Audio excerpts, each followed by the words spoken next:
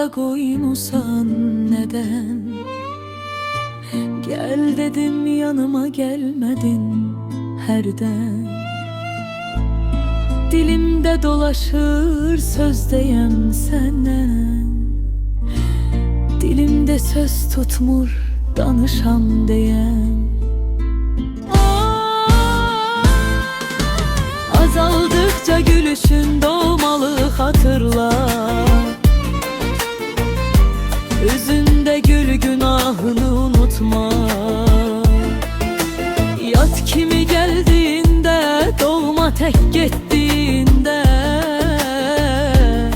veda edende bir şirin sözde de gel.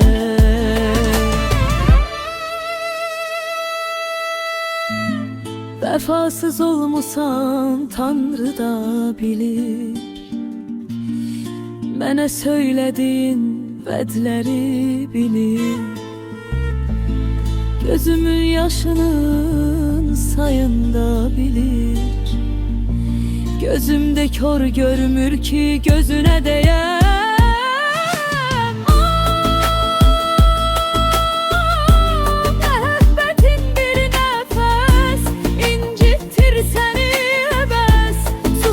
Tikanlı kalpler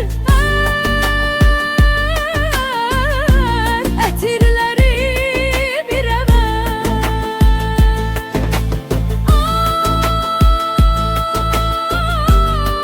Ehdini ve vefanı ne tez unuttum. Bir ucuz sevdada beni unuttun. Bir soyuq ellerde beni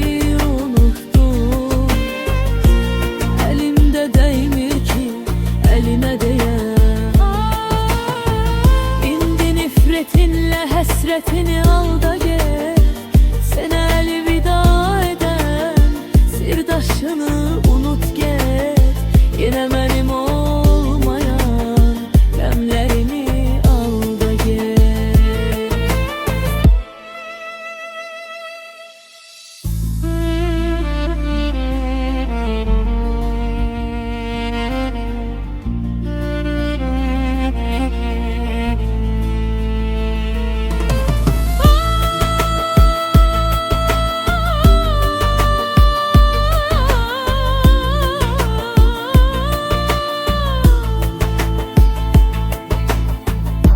Gemleri